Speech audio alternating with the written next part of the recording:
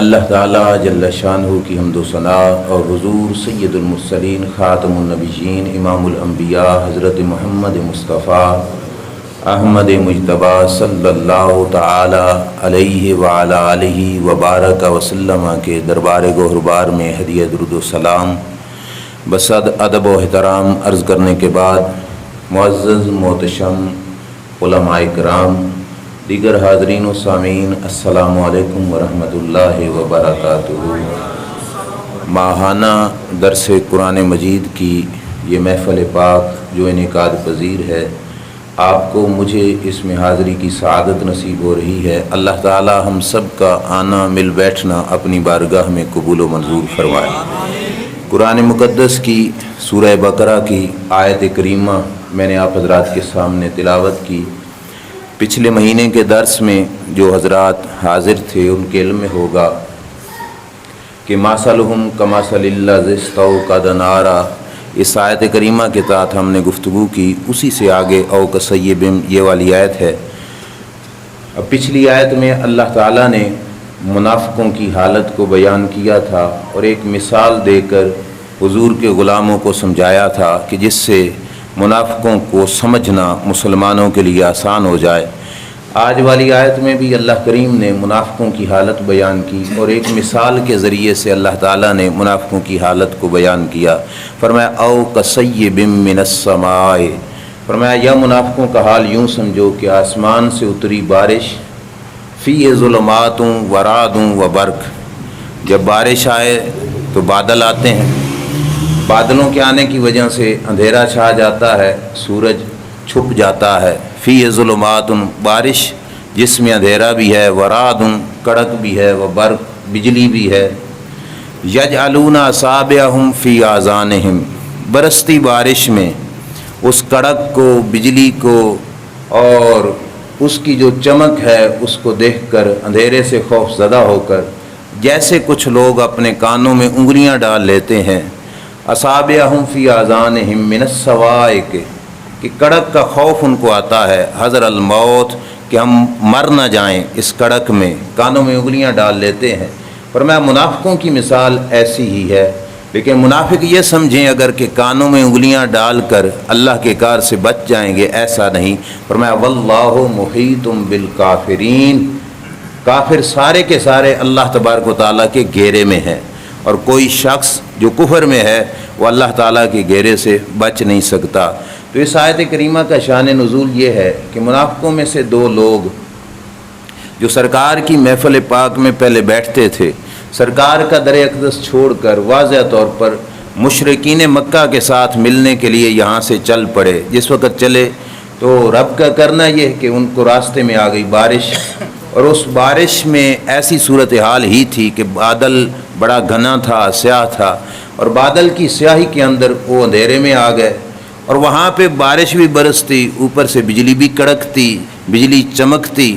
اس موقع پر وہ کانوں میں انگلیاں ڈال کے یہ کہتے کہ یا اللہ صبح ہو، اور صبح ہو اور ہم اس بارش کے اندر سے بچ جائیں تو ہم واپس ہی تیرے نبی علیہ السلام کے دربار میں جائیں گے، مشرکوں کے پاس نہیں جائیں گے۔ صبح ہوئی، اللہ تبارک و تعالیٰ نے ان کو بارش سے اور اس جو ہے کڑک وغیرہ سے نجات دی، تو وہ واپس ہی پلٹے اور اللہ کے رسول صلی اللہ علیہ وسلم کے دربار میں آ کر جو پہلے منافقانہ طور پہ زندگی گزار رہے تھے، اب انہوں نے صدق کے دل سے اسلام کو قبول کر لیا۔ تو اللہ کریم نے آیت اتاری کہ ان لوگوں کی مثال ایسے ہی ہے، یہ جو باقی منافق ہیں، کہ جس وقت بارش میں گر جاتے ہیں، کڑک ہوتی ہے، بجلی چمکتی ہے، کانوں میں انگلیاں ڈال لیتے ہیں اور سمجھتے ہیں کہ شاید ہم کانوں میں انگلیاں ڈال کے اللہ کے کار سے بچ جائیں گے، لیکن یہ اللہ کے قہر و عذاب سے بچنے والے نہیں ہیں۔ تشریح آیت کریمہ کی جو مفسرین اکرام نے بیان کی، اب یہ یہاں سے توجہ تھوڑی زیادہ کیجئے گا کہ منافقوں کے جو گروہ تھے وہ نبی کریم علیہ السلام کے دربار میں، جنہوں نے زبان سے تو کلمہ پڑھا، دل سے کلمہ نہیں پڑھتے تھے، اسلام کو زبان سے انہوں نے قبول کر لیا تھا لیکن دل سے قبول نہیں کرتے تھے۔ اللہ کریم جل شانہ نے ان کے لیے یہ مثال بیان کی کہ یہ منافق ایسے ہیں۔ کیسے؟ فرمایا آسمان سے برسی بارش، اب اس بارش سے مراد ہے اسلام، کہ آسمان سے برسا اسلام والی رحمت۔ اب جس وقت رحمت برستی ہے تو پھر ہر کسی کے لیے وہ باعث رحمت نہیں ہوتی۔ ایک شخص وہ جو گھر میں بیٹھا ہے، جس کے سر پہ چھت ہے، لنٹر ہے یا کسی قسم کی چھت ہے، وہ گھر میں بیٹھا ہے، وہ تو رب کی بارگاہ میں آرزو کرے گا مولا بارش ہو اور زیادہ بارش ہو تاکہ میں موسم کی جو ہے حسن سے فائدہ اٹھا سکوں۔ موسم اچھا ہوگا، خوشگوار ہوگا تو میری طبیعت بھی خوشگوار ہو جائے گی۔ وہ گھر میں بیٹھا جس کے سر پہ چھت ہوگی اور چھت بھی مضبوط ہوگی، وہ بارش کی دعا کرے گا۔ لیکن اس کے برعکس ایک شخص بازار میں ہے، مسافر ہے، گھر سے دور ہے، کئی میل دور ہے، اس کے سر پہ چھت نہیں ہے، وہ اپنے گھر سے دور جا چکا ہے، اب اسے حالت سفر کے اندر آتے ہوئے بادل دکھائی دیں گے، وہ کہے گا یا اللہ بارش ہو جائے، وہ کہے گا یا اللہ فی الحال بارش رک جائے، میں سکون سے گھر پہنچ جاؤں۔ وہ بارش کو آتا دیکھ کر بھی یہی کہے گا کہ بارش نہ آئے، ایسا ہے نا۔ اب اللہ کریم نے فرمایا کہ اسلام کی رحمت یہ ایسے ہی ہے جیسے برستی ہوئی بارش ہے۔ اسلام جیسے بارش کے رحمت ہونے میں شک نہیں، ایسے اسلام کے بھی رحمت ہونے میں شک نہیں، لیکن لوگوں کے مزاج اور حالات مختلف ہیں۔ کچھ تو وہ ہیں جو اللہ کے نبی کی رحمت کے چھت کے سائے میں بیٹھے ہیں، وہ جس وقت رحمت اسلام کی بارش برسے گی وہ کہیں گے یا اللہ اور برسے، یا اللہ اور برسے، ہم تو حفاظت میں ہیں، ہمیں کوئی نقصان ہونے والا نہیں۔ اور لیکن جو لوگ اس رحمت کی چھت سے دور جا چکے ہیں، وہ حالت سفر میں ہیں، ان کے سر پہ چھت نہیں، وہ برستی بارش کو دیکھ کر اسے رحمت نہیں سمجھیں گے، وہ تو پریشان ہو جائیں گے، وہ سوچیں گے کہ ایسا کیوں ہو رہا ہے۔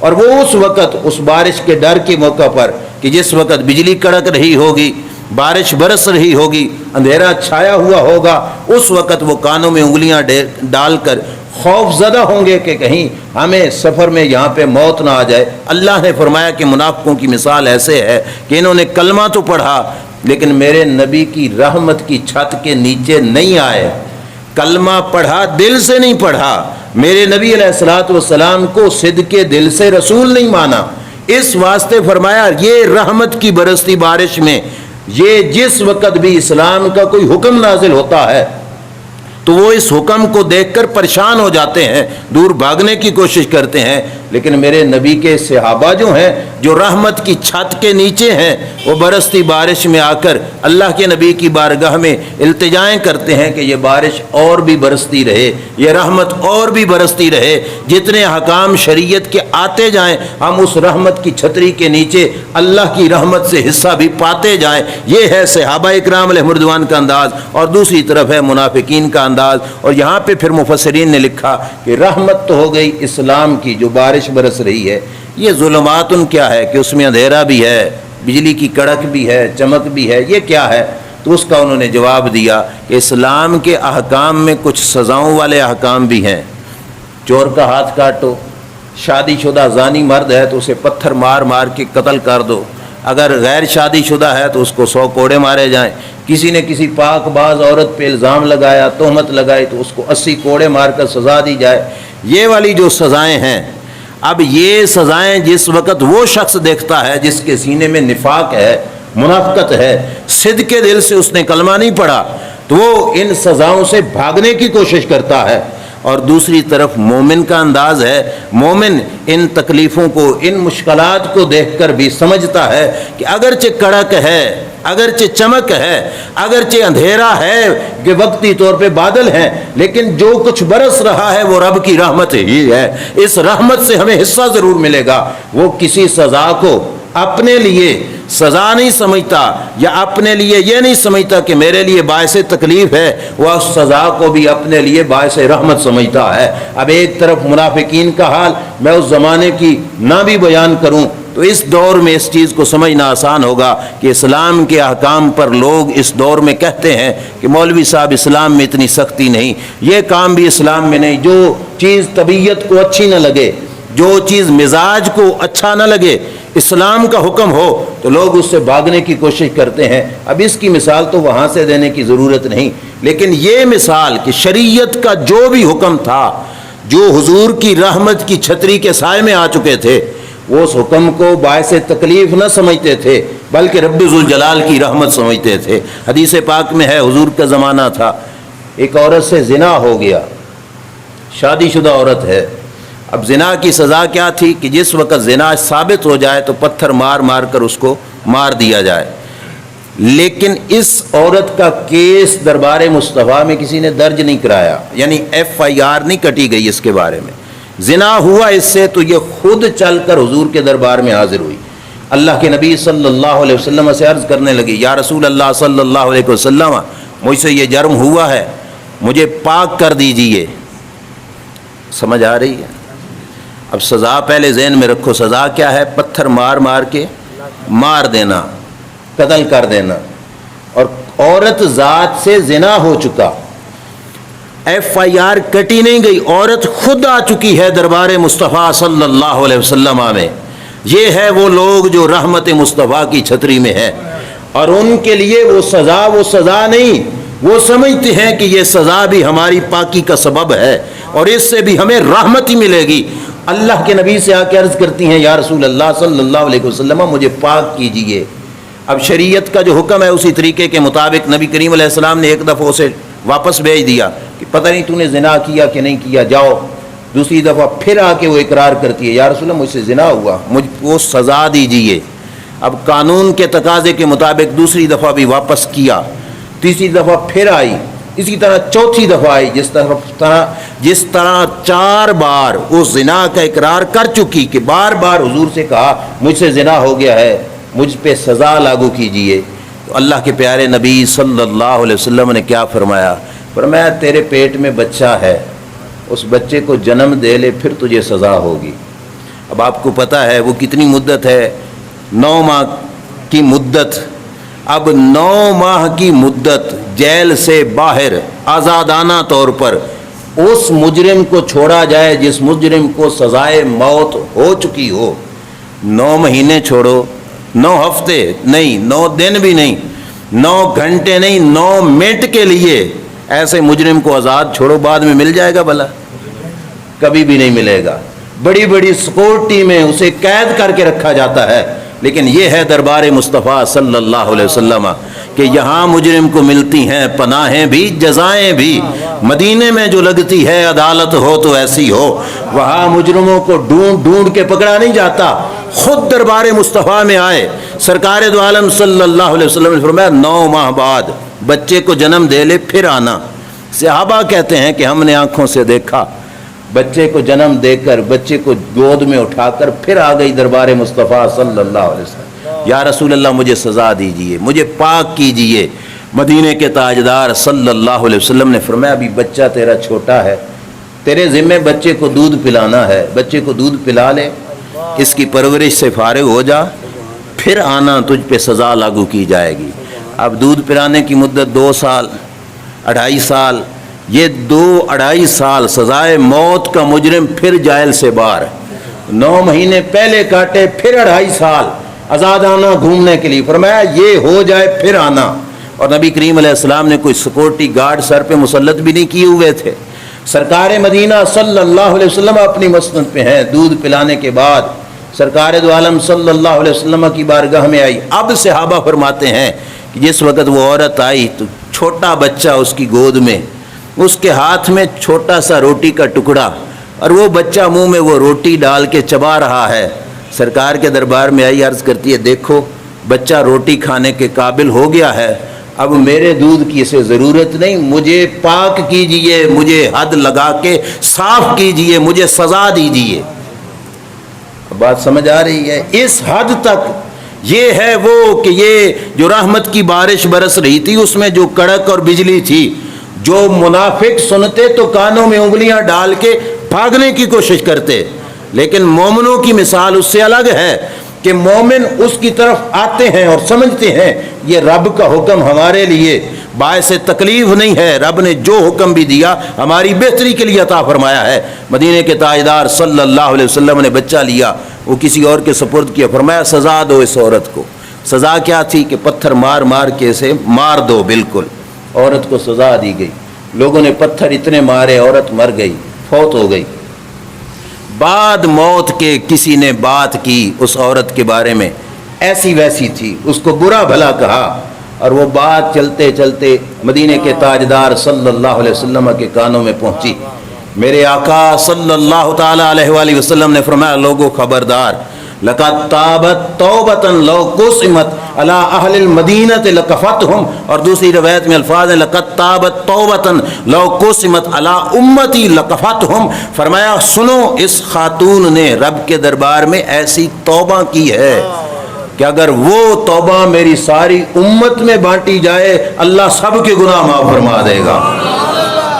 اب آپ دیکھیے اس کی توبہ میں تھا کیا کہ کتنا اس کو فری ہینڈ ملا کہ بالکل آزادانہ گھومتی رہی، لیکن رب کی سزا سے اس نے دور جانے کی بجائے سزا کو قبول کیا، اور اس نے یہ نہیں کہ کانوں میں انگلیاں ڈال کے سائیڈ پہ ہو گئی، یا یہ کوئی سزا والا حکم جو اسلام کا تھا اس کو دیکھ کر کوئی اسلام پہ تنقید نہیں کی، قبول کیا، صدق کے دل سے قبول کیا، جان دے دی، مگر رب کے نبی کے حکم سے غداری نہیں کی، مخالفت نہیں کی، شریعت کے حکم کی پاسداری کرتی رہی۔ تو میرے محبوب صلی اللہ علیہ وسلم نے فرمایا اس کی توبہ ایسی ہے کہ میری ساری امت میں بانٹی جائے تو اللہ سب کے گناہوں کو معاف فرمائے گا۔ یہ ہے فرق مومن کا اور منافق کا، کہ مومن کو شریعت کے حکام تکلیف دہ نہیں لگتے، مومن کے مزاج میں اتنی بڑی سزا بھی ہو وہ پھر بھی اسے رحمت نظر آتی ہے، اور منافق کی نگاہوں میں وہ سزائیں تکلیف دہ نظر آتی ہیں۔ دیکھیے جنگ خندق کا موقع تھا، مدینے کے تاجدار صلی اللہ علیہ وسلم نے فرمایا چاروں طرف مدینہ کے ارد گرد صحابہ سے کہا خندق کھودو۔ اب وہ کتنی ساری نالی کھودنی تھی، یہ کوئی گیس کے پائپ لائن کے لیے نالی نہیں، اتنی بڑی خندق تھی کہ چوڑی اتنی ہو کہ کوئی شخص گھوڑے پہ بھی سوار ہو کے چھلانگ لگا کے کراس کرنا چاہے تو اسے کراس نہ کر سکے، اتنی چوڑی، اور گہری اتنی ہونی تھی کہ کوئی شخص چھلانگ لگاتے گر جائے تو دوبارہ نکل بھی نہ سکے، اتنی گہری خندق۔ اور کھودنی کہاں تھی؟ مدینہ کے اردا گرد، اور کھودنی کرینوں سے نہیں تھی، ہاتھوں سے کھودنی تھی، اور وقت بھی گرمیوں کا، اور یہ بھی نہیں کہ 3 ٹائم کا کھانا کھا کر اچھی غذاؤں کے بعد جا کے وہ خندق کھودنی تھی، نہیں، بھوکے پیاسے وہ خندق کھودنی تھی۔ اب یہ وقت آ پڑا صحابہ اکرام علیہم رضوان پر، اور صحابہ کی صف میں جو اس وقت لوگ شامل ہو چکے تھے منافقوں کے وہ بھی شامل تھے۔ اب روایات میں آتا ہے جس وقت رسول اللہ صلی اللہ علیہ وسلم کا یہ آرڈر پہنچا، منافق اشارے کر کے حضور کے دربار سے چھٹی لے کر سائیڈ پہ ہو جاتے کہ یہ کام ہمیں نہ کرنا پڑے، یہ مشکل ہے، سائیڈ پہ ہوتے گئے، لیکن غلاموں میں سے کسی ایک غلام نے بھی چھٹی نہیں لی، سارے کے سارے غلاموں نے نوکری ادا فرمائی، اور مدینے کے تاجدار صلی اللہ علیہ وسلم خود بھی شامل رہے۔ اب کتنی بڑی مشکل والا کام ہے، لیکن صحابہ نے اسے بھی مشکل نہیں، اسے بھی رحمت ہی سمجھا کہ مدینے کے تاجدار صلی اللہ علیہ وسلم کا آرڈر ہے، سرکار نے جو کہا، کیونکہ اس تکلیف میں بھی ان کو تکلیف نہیں نظر آ رہی تھی، وہ اس چیز کو بھی اللہ کی رحمت سمجھ رہے تھے، اور اس چیز کو بھی اللہ تعالیٰ کی طرف سے کرم نوازی سمجھ رہے تھے۔ اب ایمان صحابہ کا وہ ٹیسٹر دیکھو کتنے پیارے انداز میں ظاہر ہوا۔ صحابہ ایک طرف ہیں، ساتھ منافقین کا ٹولہ ہے، منافق کہتے ہیں دیکھو تمہارے نبی معاذ اللہ جھوٹا ہے، ملے ہوئے تو تھے لیکن باہر بیٹھ کر باتیں کرتے تھے، ان کا جھوٹا ہے، کیوں؟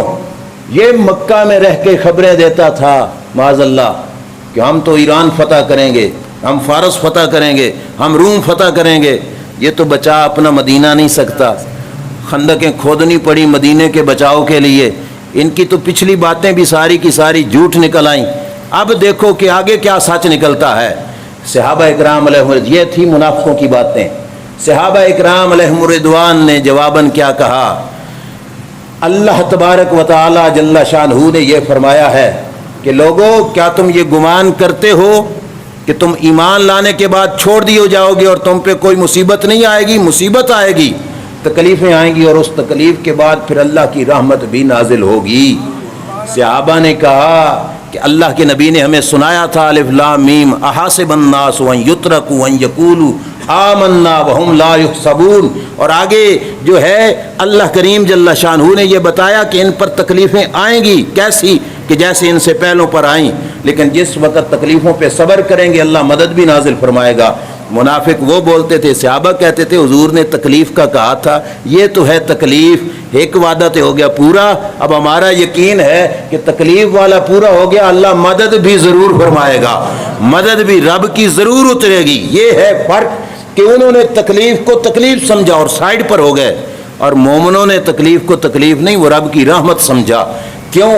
मिजाज का फ़र्क होता है। इस बात को अपने जहन में, हम सारे शायद ये सोच रहे हों कि हमें तो 5 वक्त की नमाज भी औखी नज़र आती है, हमें तो माह रमज़ान के 30 रोज़े भी मुश्किल नज़र आते हैं, साल के बाद एक दफ़ा ज़कात देना भी मौत नज़र आती है, तो फिर इस्लाम में रहमत कैसे और वो चीज़ हमें क्यों नहीं आरामदेह नज़र आती? तो भाइयों फ़र्क है, एक शख्स हो ना, तबीयत उसकी ठीक हो, बीमार ना हो, उसे मीठा मीठा लगेगा, कड़वा कड़वा लगेगा, नमकीन को नमकीन महसूस करेगा। और एक शख्स बीमार हो जाए तो उस बीमार का टेस्ट ख़राब हो जाता है, कई दफ़ा उसे मीठा कड़वा लगने लगता है। ऐसा है ना, किसी शख्स को बुखार हो, सालन में नमक हो भी सही, तो वो समझता है कि सालन में नमक नहीं है, वो डालता जाता है, फिर भी उसे नहीं महसूस होता। और कोई सेहतमंद पास आके बैठे तो वो कहेगा यार ये तो बिल्कुल कड़वा करके बैठा है। सालन में करवाहट है, किसी चीज़ में मिठास है, लेकिन महसूस इसे क्यों नहीं हो रहा? क्योंकि ये बीमार हो चुका है। वजह यह है कि हमारे मिजाज अंदर से बीमार हो चुके। अल्लाह के दीन में हर हुक्म में आज भी मिठास है। अगर तबीयत हुसैन पाक की तरह सेहतमंद हो तो तलवारों के साए में सजदे में भी तकलीफ नहीं, लज्जत महसूस होगी। और अगर तबीयत ख़राब हो तो चलते पंखों में, बिछी हुई कालीनों पे, चलते हुए एसियों में भी नमाज पढ़नी हमें तकलीफ दे नज़र आएगी। वजह यह है कि बातिन हमारा ख़राब हो चुका है। अल्लाह करीम जल्ला शानहू ने यही मिसाल बयान की कि इस्लाम रहमत है, लेकिन मुनाफिक इस रहमत को जो है इस निगाह से देखते हैं कि जब भी कोई बात उनकी मर्जी की आ जाए वो मान लेते हैं, जिसमें फ़ायदा हो जाए वो मान लेते हैं, और जिसमें कोई मुश्किल आए और ज़ाहिरी तौर पे इनको नुकसान नज़र आए वो साइड पे हो जाते हैं। कुरान की इस आयत ने एक थर्मामीटर हमें दे दिया कि दुनिया में सच्चा मुसलमान देखना हो तो रब के दीन की वो बात भी मानेगा जिसमें उसका फ़ायदा होगा, और वो भी मानेगा जिसमें उसका नुकसान होगा। और मुनाफिकत जिसके सीने में ईमान कमज़ोर हो चुका है वो फ़ायदे की बात तो मान लेगा, और जिस वकाम पर नुकसान की बात आएगी वो उसको छोड़ देगा। हमारे दरस निज़ामी के निसाब पुराने में अरबी अदब की एक किताब पढ़ाई जाती थी, नफ़ख़तुल यमन, उसके अंदर उन्होंने एक हिकायत ज़िक्र की, आजकल तो नहीं है, कि एक यहूदी ने मुसलमानों की दावत। अब सिर्फ हिकायत नहीं, बड़े पते की बात है। और दावत में उसने जो है ना गोश्त पकाया हलाल जानवर का, लेकिन साथ रखा शराब। अब जो मुसलमान आए उन्होंने खाना भी खाया और साथ शराब भी पीते गए, शराब पी के दावत से उठ गए। उस यहूदी ने दूसरी बार फिर दावत की, दूसरी दफ़ा उसने जो है शराब की जगह पे पानी रखा साफ पाक, लेकिन जो गोश्त पकाया वो था खिंजीर का। अब जिस वक़्त दस्तरखान लगा तो मुसलमान कहने लगे, जो नाम नहाद मुसलमान थे, उन्होंने कहा हम खिंजीर नहीं खाते जी, हम खिंजीर नहीं खाते, हम खिंजीर नहीं खाते। वो सारे के सारे इनकारी हो गए। उसने पूछा मियाँ क्यों नहीं खाते? तो आगे से उन्होंने जवाब में कहा इन्नल्लाह कद हर्रमहू अलैना, खिंजीर वो है कि जिसको रब ने हम पर हराम किया है, हम खिंजीर नहीं खाते। अब वो यहूदी बड़ा समझदार था, उसने बात असल समझानी थी। उसने कहा ना बच्चों, बात ये नहीं कि अल्लाह ने हराम किया है, अगर रब की बात थी तो रब ने शराब को भी तो हराम किया है। तुम शराब पी गए थे, आज बारी खिंजीर की आई तो कहते हो खिंजीर हराम किया रब ने। बात ये नहीं, बात ये है कि गोश्त खिंजीर का हराम करके इससे बेहतर बेहतर गोश्त तुम्हें मिल गए अपनी लज्जतें उठाने के लिए, और शराब की जगह पे कोई नशा भी तुम्हारे लिए हलाल नहीं रखा गया, हर नशे को हराम किया गया। तो तुम शराब पी जाते हो, اس وقت تمہیں نہیں نظر آتا کہ اللہ نے حرام کیا ہے، اور جب باری خنزیر کی آتی ہے تو تم کہتے ہو اللہ نے حرام کیا ہے۔ بات اللہ کی نہیں، بات تمہارے نفس کی ہے۔ تم اپنی ذات کو مانتے ہو، اللہ تبارک و تعالیٰ کو نہیں مانتے ہو۔ منافق کی اور مومن کی مثال جو اس آیت کریمہ میں دی گئی ہے وہ یہ ہے کہ منافق اپنی ذات کے پیچھے چلتے ہوئے جو کام اسے آسان لگے گا، جب جنگ ہوتی مال غنیمت آ جاتا، اب آ کے بیٹھ جاتے مسلمانوں کی صف میں، اور ہم بھی تھے مسلمان اور ہم بھی تھے مجاہد، ہمارا حصہ بھی نکالو۔ جب زکوٰۃ تقسیم ہونے لگتی تو پھر آ جاتے، ہم بھی تھے مسلمان، ہمارا بھی حصہ نکالو۔ اور جس وقت کوہاں دینے کی باری آتی، کچھ مشکل آتی، تو پھر ادھر ادھر بھاگ جاتے۔ رب ذوالجلال جل شانہ نے فرمایا یہ ہے ان کا انداز کہ اللہ کی رحمت کو رحمت سمجھ ہی نہیں پائے۔ کیوں؟ کیونکہ ان کا باطن بیمار ہو چکا تھا، اور رحمت کے وقت اپنے کانوں میں یجعلون اصابعہم فی آذانہم من الصواعق، کہ اس وقت کانوں میں انگلیاں ٹھونک لیتے ہیں حذر الموت کہ ہم مر نہ جائیں۔ لیکن رب نے فرمایا واللہ محیط بالکافرین، فرمایا کوئی کافر یہ نہ سمجھے کہ ہوگا وہ جو میں چاہوں گا، نہیں، ہوگا وہ جو تمہارا رب چاہے گا۔ واللہ محیط بالکافرین، فرمایا یہ سارے کے سارے میرے گھیرے میں ہیں، کوئی میرے گھیرے سے باہر نہیں ہے، جو میں چاہوں گا وہی کچھ ہوگا۔ اور یہ بات پھر زمانے نے دیکھی، البدایہ والنہایہ میں ہے۔ طفیل بن عمر دوسی قبیلہ دوس کا سردار تھا، مکہ شریف میں آیا۔ اس وقت نبی کریم علیہ الصلوۃ والسلام مکہ شریف میں تھے۔ جس وقت مکہ میں آیا تو مکہ کے سارے وڈیرے ابو جہل، ابو لہب، عتبہ، عتیبہ، شیبہ، یہ سارے مل کر اس کے پاس پہنچ گئے۔ انہوں نے جا کے کہا، توجہ سے، انہوں نے کہا کہ اے طفیل بن عمر دوسی، مکہ میں جہاں پھرو تمہیں کوئی رکاوٹ نہیں، لیکن ایک بات یاد رکھنا، مکہ شہر میں محمد نامی شخص کے قریب نہ جانا صلی اللہ علیہ وسلم، ان کے قریب۔ اور یہ دیکھ لو اگر گلیوں میں پھرنا ہے کانوں میں روئی ڈال کے پھرو، یہ بھی نہ ہو کہ ان کی آواز تمہارے کانوں میں پڑ جائے۔ اگر ان کی آواز بھی پڑ گئی تو خطرہ ہے کہ تم اپنا مذہب چھوڑ بیٹھے گا۔ طفیل بن عمر دوسی کہنے لگا کہ مجھے صرف بات کہنے نہیں آئے تھے، مجھ سے منوانے آئے تھے۔ اس وقت تک اس ٹولے میں سے کوئی بھی نہیں اٹھا جس وقت تک میں نے ان کی بات کو تسلیم کر کے عمل نہیں کر لیا، مطلب روئی کانوں میں ڈال نہیں لی، اس وقت تک میرے پاس سے کوئی نہ اٹھا۔ وہ اٹھ گئے۔ اب طفیل بن عمر دوسی کہتے ہیں کہ مکہ میں آیا تھا تو میں نے کہا چلو حرم پاک میں بیت اللہ شریف سے بھی تو ہو لوں۔ بیت اللہ شریف کے پاس آیا، اور رب کا کرنا کہ بیت اللہ شریف میں رب کے نبی نماز ادا فرما رہے تھے، اور میرے کریم آقا صلی اللہ علیہ وسلم بلند آواز سے قرات فرما رہے تھے۔ طفیل بن عمر دوسی کہتا ہے میں نے روئی کو انگلیوں سے مزید ڈالا، یجعلون اصابعہم فی آذانہم، کانوں میں انگلیاں ڈالتے ہیں، لیکن رب فرماتا ہے واللہ محیط بالکافرین، میرے گھیرے میں ہے، ہوگا وہی جو میں چاہوں گا۔ کہتے ہیں میں نے انگلیوں سے روئی آگے کی تاکہ آواز مجھے نہ پہنچے۔ اب جو روایت میں لفظ ہیں بڑے کمال کے ہیں۔ طفیل بن عمر دوسی کہتے ہیں فَأَبَى اللَّهُ تَعَالَى إِلَّا أَن يُسْمِعَنِي ذَلِكَ، کہا مجھے منظور یہ تھا کہ میں نہ سنوں، پر میرا رب یہ کہتا تھا کہ میں تجھے سناؤں گا۔ فَأَبَى اللَّهُ تَعَالَى إِلَّا أَن يُسْمِعَنِي ذَلِكَ، رب نہیں مانتا تھا کہ نہ سنے، رب چاہتا تھا تو سنے۔ کہتے ہیں روئی بھی تھی، کانوں میں انگلیاں بھی تھیں، لیکن وہ آواز میرے کانوں میں کچھ نہ کچھ ٹکرانے لگی، سمجھ نہیں آ رہی تھی لیکن کانوں میں آواز ٹکرا رہی تھی۔ طفیل بن عمر دوسی کہتے ہیں یہ ہے رب کی طرف سے عطا، نصیب کی بات ہے۔ کہنے لگا کہ میرے دل میں خیال آیا، طفیل بن عمر تو کوئی پاگل انسان ہے، تو کوئی چول ہے، تو کوئی بے وقوف ہے کہ تجھے پتہ نہیں چلے گا کہ سچ کیا ہے اور جھوٹ کیا ہے، اچھا کیا ہے اور برا کیا ہے، حق کیا ہے اور باطل کیا ہے۔ تو بڑا سمجھدار ہے، تو بڑے بڑے مجمعوں میں پھر کے آیا، بڑی بڑی محفلوں میں تم نے جا کے شعر و شاعری کی، تو بڑا سمجھدار انسان ہے، تجھے چھپنے کی ضرورت ہی کیا۔ سن، اگر تو ہوا اچھا تو قبول کر لینا، اگر اچھا نہ ہوا تو چھوڑ دینا۔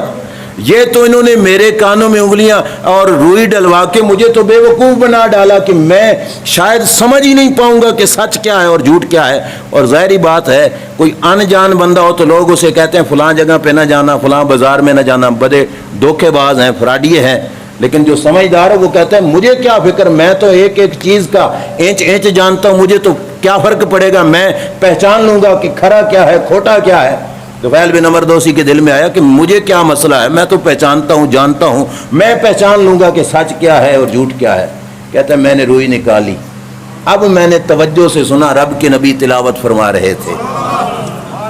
کہتا ہے بس وہ آواز میرے کانوں میں پڑی تو میرے قدم وہیں پہ رک گئے، میں رک کے ٹھہر کے سنتا رہا کہ رب کے نبی پڑھتے کیا ہیں صلی اللہ علیہ وسلم۔ واللہ محیطم بالکافرین، رب کے گھیرے میں ہے، اللہ کے گھیرے سے کوئی چیز باہر نکل سکتی؟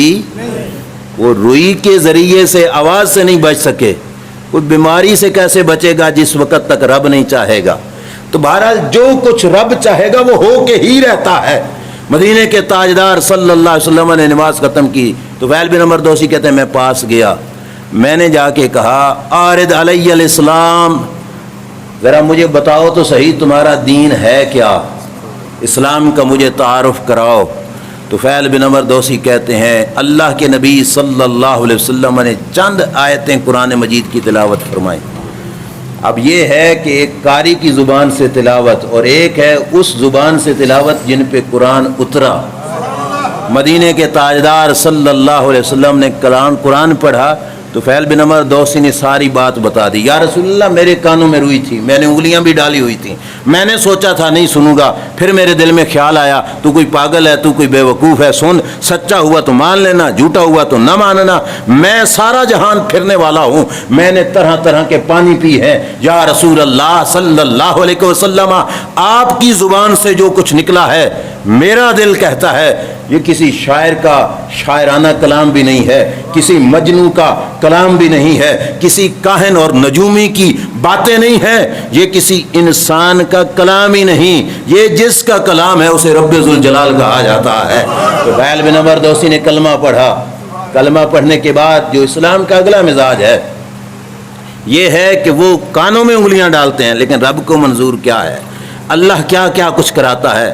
تو طفیل بن عمر دوسی نے کہا یا رسول اللہ صلی اللہ علیہ وسلم جس نور سے خود روشن ہوا میں نہیں چاہتا کہ صرف میرے تک رہے، میں پلٹ کر اپنے خاندان کو بھی اسلام کے نور کو تک پہنچاؤں گا اور اس چمک سے ان کو بھی روشن کروں گا یا رسول اللہ صلی اللہ علیہ وسلم۔ فرمایا ٹھیک ہے جاؤ اپنے قبیلے میں جا کے اسلام کی دعوت دو۔ بڑی توجہ سے 8 سال کا کورس کر کے اب مبلغ نہیں جا رہا تھا، کوئی بہت بڑا مفتی بن کے نہیں جا رہا تھا، ابھی کلمہ پڑھا اور ابھی اٹھ کر کہاں جانا ہے، تبلیغ پہ جانا ہے، اللہ کے رسول صلی اللہ علیہ وسلم کے دربار سے اٹھ کر اپنے گھر خاندان میں جا کے تبلیغ کرنی ہے۔ تو طفیل بن عمر دوسی نے کہا یا رسول اللہ صلی اللہ علیہ وسلم آپ کے پاس تو کوئی کافر آئے تو وہ آپ سے پوچھے کہ یہ کلام سچا ہے یا جھوٹا ہے، تو اللہ نے تو آپ کو معجزوں سے نوازا ہے، آپ معجزات دکھا کر اسے منا لیتے ہو کہ یہ سچ ہی سچ ہے، میں جا کے اسلام کی دعوت دوں گا۔ تو اللہ سے دعا کیجئے نا کہ اللہ کوئی نشانی مجھے بھی عطا فرمائے تاکہ میں بھی ان کو دکھاؤں اور پتہ چلے کہ یہ سچے نبی کا سچا غلام ہے، جس نبی کا کلمہ پڑھ کے آئے وہ بھی سچے اور یہ بھی سچا ہے۔ رب سے دعا کرو اللہ مجھے کوئی نشانی عطا فرمائے۔ اب حضور نے یہ نہیں کہا یہ تو شان فقط میری ہے کسی اور کو نہیں مل سکتی، نہیں، بلکہ فاضل بریلوی نے کہا تھا نا چمک تجھ سے پاتے ہیں سب پانے والے، میرا دل بھی چمکا دے چمکانے والے۔ اللہ کے نبی نے دعا کے لیے ہاتھ اٹھائے، اللہم اجعل لہ آیا، یا اللہ میرے طفیل کو کوئی نشانی عطا فرما۔ اب روایت میں جو الفاظ ہیں کہ فوراً نشانی کا ظہور نہیں ہوا، لیکن طفیل بن عمر دوسی چل پڑے۔ صحابی کا ایمان ایڈوانس کتنا ثابت ہوا کہ سرکار کی دعا پہ یقین اتنا تھا کہ ابھی بے شک دعا کی قبولیت نظر نہیں آ رہی، لیکن رب اپنے محبوب کی کبھی رد نہیں فرماتا، پوری ہو کے ہی رہے گی۔ روایات میں یہاں پہ نہیں الفاظ کی نشانی کا ظہور ہو گیا، لیکن طفیل بن عمر دوسی چلے اپنے قبیلے کے پاس، جس وقت پہنچے یہ تھے پہاڑ کے اوپر اور نیچے محلہ اپنا نظر آ رہا تھا، اس وقت سوچا کہ نشانی، تو حضرت طفیل بن عمر دوسی کہتے ہیں اچانک میرے ماتھے پر دونوں آنکھوں کے درمیان والی جگہ یوں چمکنے لگی جیسے آسمان کا سورج چمکتا ہے۔ رب نے مجھے بھی نور عطا فرمایا، یہ نشانی مل گئی کہ لوگوں کو جا کے کہوں گا اسلام لے آؤ، اور پوچھیں گے نشانی تو میں یہ کہوں گا دیکھو وہ انسان تم بھی ہو، انسان میں بھی ہوں، بھلا تمہارا ماتھا چمکتا ہے، میرا ماتھا چمک رہا ہے۔ لیکن اچانک دل میں خیال آیا بڑی کٹر قوم ہے، بڑی بے وقوف قوم ہے کافروں کی، بڑے بڑے اعتراض کرتے ہیں، یہاں سے نور چمکے گا تو یہ جگہ باقی جگہ کی بنسبت سفید نظر آئے گی، زیادہ سفید نظر آئے گی، وہ کہیں گے کہ یہ کوئی تیری کرامت تو نہیں، یہ کوئی تیری شان تو نہیں، یہ تو تجھے بیماری لگی ہے برس کی کہ باقی جسم اور ہے، یہاں پہ تو سفید داغ بن چکا ہے۔ تو طفیل بن عمر دوسی نے سوچا کہ اب یہ نور یہاں پہ نہ چمکے کہیں اور چمکے، لیکن حضور کے دربار سے یہاں پہ آ چکے تھے، لیکن جن کا تعلق دل والا ہو، راستے کی دوریاں نہیں ہوتی، رابطہ ان کا پھر بھی حضور سے قائم تھا۔ یہ تھا کہ یہ اس دعا سے یہاں پہ نور آیا۔ اب حضرت طفیل نے خود دعا کی کہ یا اللہ یہاں سے یہ نور پلٹ کر میری لاٹھی میں پیدا فرما۔ حضرت طفیل کہتے ہیں میں نے دعا پوری کی تو میرے ماتھے کی بجائے میرے ہاتھ کا ڈنڈا چمکنا شروع ہو گیا۔ میں نے کہا اب یہ نشانی ہے، یہ جا کر میں اپنی قوم کو دکھاؤں گا اور ان کو جا کے اسلام کی دعوت دوں گا۔ واللہ محیط بالکافرین، رب کے گھیرے میں ہے سب کچھ، کوئی اس گھیرے سے باہر نہیں جا سکتا۔ طفیل بن عمر دوسی گھر میں پہنچے، سب سے پہلے ملنے کے لیے باپ آیا۔ اب یہ بھی بڑا پیارا انداز ہے، ایک ایک حدیث میں کئی کئی سبق ہوتے ہیں۔ نبی اکرم صلی اللہ علیہ وسلم کے اس غلام کے پاس باپ ملنے کے لیے آیا۔ اب باپ ابھی تک کلمہ نہیں پڑھا انہوں نے۔ طفیل بن عمر دوسی نے کیا کہا، الیک انی یا ابی، ابا جی مجھ سے دور ہو جاؤ، میرے نزدیک بھی نہیں آنا۔ باپ حیران کہ بیٹا میرا اور مجھے کہتا ہے کہ مجھ سے دور ہو جاؤ، پیچھے ہٹ جاؤ۔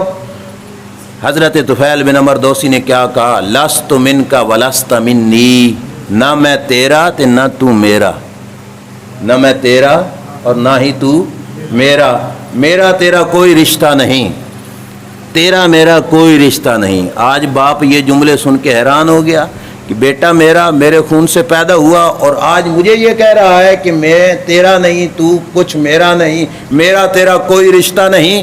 حیرانگی کی بات تھی، لیکن امت مصطفیٰ صلی اللہ علیہ وسلم کو سبق دے رہے تھے کہ تمہارے رشتے خون سے نہیں بنتے، تمہارے رشتے دین اسلام سے بنتے ہیں۔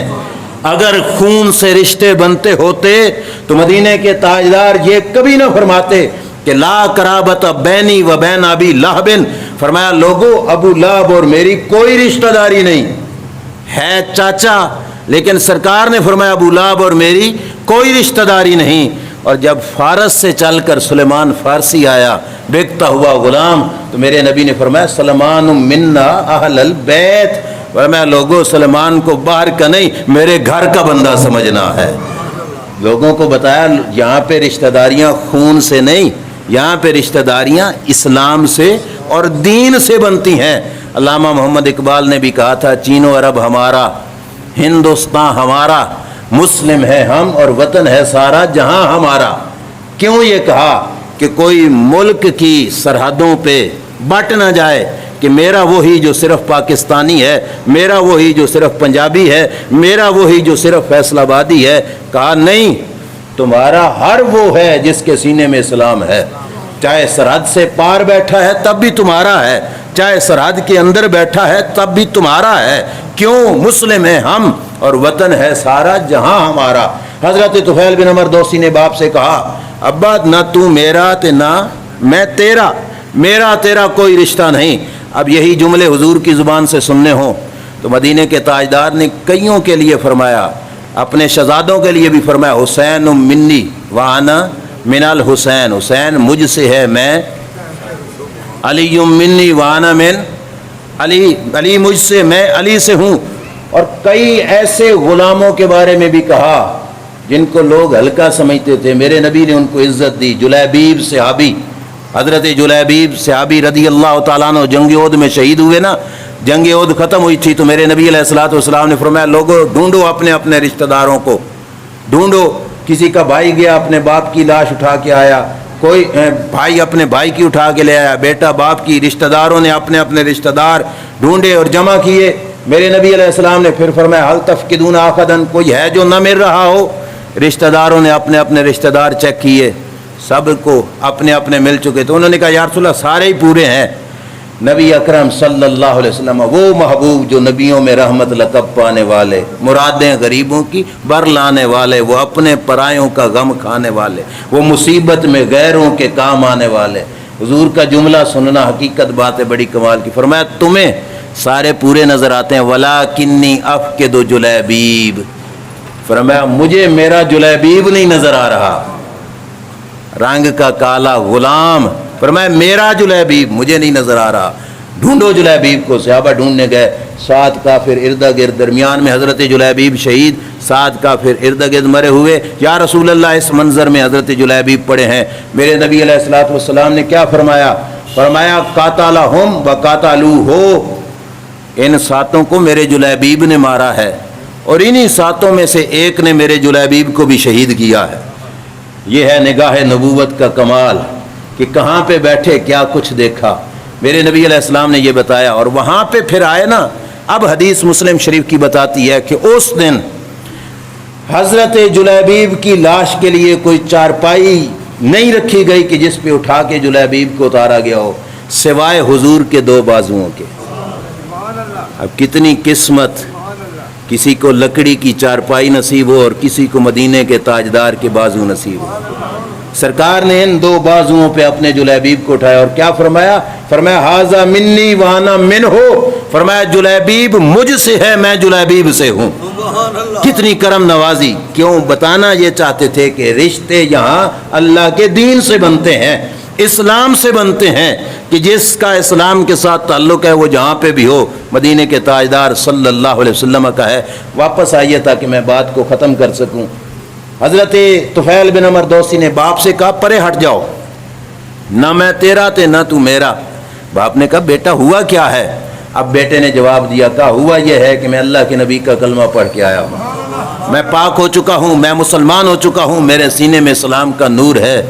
ابا تیرا میرا تعلق تب بنے گا جب تو بھی اس محبوب کا کلمہ پڑھے گا۔ اب یہ ہے انداز تبلیغ۔ جب یہ کہا تو البدایہ والنہایہ میں روایت میں ہے کہ اسی وقت جلیبیب کا باپ بھی، حضرت طفیل بن عمر دوسی کا باپ بھی کلمہ پڑھ گیا، یہ پہلا مسلمان کر لیا۔ تھوڑی دیر کے بعد جو طفیل بن عمر دوسی کی بیوی آ گئی۔ اب یہ ہے بڑی آزمائش۔ باپ کو تو لوگ ویسے ہی دھکے دے ہی دیتے ہیں، لیکن رشتہ بیوی کا بڑا گہرا لوگ سمجھتے ہیں۔ جہاں پہ باپ کی نہیں چلتی وہاں پہ بیوی کی چل جاتی ہے، تو کوئی شاید یہ سمجھے کہ یہ صرف اور صرف جوش باپ کے لیے تھا۔ روایت میں ہے جس وقت بیوی آئی تو حضرت طفیل بن عمر دوسی نے کہا الیک انی، مجھ سے دور رہنا، میرے قریب نہ آنا۔ لست من کے، میں تجھ سے نہیں ہوں، ولست من کا منی، اور تو مجھ سے نہیں ہے، میرا تیرا کوئی رشتہ نہیں۔ اب بیوی کہنے لگی میں تیری بیوی، تو میرا خاوند، کیوں نہیں تیرا میرا رشتہ؟ اور انہوں نے کہا اسلام لانا پڑے گا، میں اللہ کے نبی صلی اللہ علیہ وسلم کا غلام بن چکا ہوں۔ بہرحال میں بات کو یہیں پہ ہی سمیٹتا ہوں کہ طفیل بن عمر دوسی نے خود بھی کلمہ پڑھا، باپ کو بھی پڑھایا، بیوی کو بھی پڑھایا۔ دوس قبیلے کے اکثر لوگ حضرت طفیل کے ہاتھوں پہ ہی مسلمان ہوئے۔ کیوں؟ کانوں میں انگلیاں ڈالنے والا اور کانوں میں روئی ٹھونسنے والا، ان کے ہاتھوں سے آگے دوسرے لوگ کلمہ پڑھ رہے ہیں۔ وجہ کیا ہے؟ وجہ یہ ہے کہ رب فرماتا ہے واللہ محیط بالکافرین، کہ یہ سارے لوگ میرے گھیرے میں ہیں، کوئی میرے گھیرے سے بچ سکتا نہیں ہے۔ اپنی اپنی قسمت کی بات ہے کہ کوئی مدینے میں رہ کے محروم رہا، اور کوئی یمن سے چلا، کوئی فارس سے چلا، کوئی روم سے چلا، اور اللہ تعالیٰ نے اس کی جھولیوں میں بھی خیرات عطا فرمائی۔ یہ ہے فرق اپنے اپنے نصیب کا، اپنی اپنی قسمت کا۔ کچھ وہ جنہوں نے زمانہ مصطفیٰ کریم صلی اللہ علیہ وسلم کا پایا، اس زمانے میں زندگی بھی پائی لیکن محروم رہے، اور کچھ یہ خوش نصیب جو 14 صدیاں بعد آئے، جنہوں نے دیکھا بھی نہیں، جنہوں نے صرف اور صرف سن کر بن دیکھے اللہ کے نبی پر اسلام لے آئے اور ایمان لے آئے۔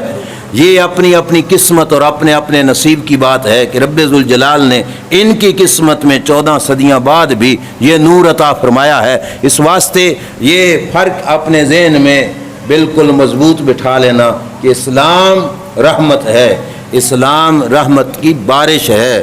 اسلام کے احکام جو وقت کچھ نہ کچھ تکلیف والے ہوں، ایمان کا تقاضا یہ ہے کہ اس تکلیف کو تکلیف نہ سمجھا جائے۔ کیونکہ سینے میں ایمان ہوگا اور طبیعت ٹھیک ہوگی تو ان تکلیفوں کو بھی رحمت سمجھے گا، اللہ تبارک و تعالیٰ کا احسان اور انعام سمجھے گا۔ آخری بات کر کے میں اپنی بات کو ختم کرتا ہوں۔ حضرت سلطان محمود غزنوی رحمۃ اللہ تعالی علیہ ہیں بادشاہ، لیکن جب بھی میں ان کا نام لیتا ہوں میں اکثر اوقات بتاتا ہوں کہ یہ صرف بادشاہ نہیں تھے، اللہ کے ولی تھے، اللہ کے کامل ولی تھے۔ ایاز احمد ایاز نامی ان کا غلام تھا، سید بھی تھا، جن کے ساتھ سلطان محمود غزنوی کو بڑا پیار تھا، محبت تھی۔ لوگ اس پرکھ میں ہوتے تھے کہ ایاز کے پاس ہے کیا جس کی وجہ سے محمود غزنوی اس پہ مرتا ہے، اور زندگی میں کئی بار محمود غزنوی نے نا ایاز کا جو اندر باطن کی جو سفیدی ہے نا وہ لوگوں کے سامنے ظاہر کرائی، لوگوں کو بتایا کہ وجہ یہ ہے جس کی وجہ سے مجھے ایاز سے پیار ہے۔ اس دفعہ ایاز کی اصلیت لوگوں کو دکھانے کے لیے محمود غزنوی نے کیا کیا؟ اس بات سے ہمیں یہ سبق ملے گا کہ اسلام کا ہر حکم رحمت ہے۔ اگر کہیں پہ مشکل نظر آئے بھی صحیح تو مومن ہونے کے ناطے اس مشکل کو مشکل سمجھ کے چھوڑ نہیں دینا، اسے پھر بھی قبول کرنا۔ کیوں کہ ہمیں نظر نہ بھی آئے لیکن ہے پھر بھی وہ رب کی رحمت ہے، اللہ کا انعام ہے۔ سلطان محمود غزنوی کی نے اپنے غلام ایاز کی اصلیت دکھانے کے لیے تمہ منگایا۔ تمہ سمجھتے ہو؟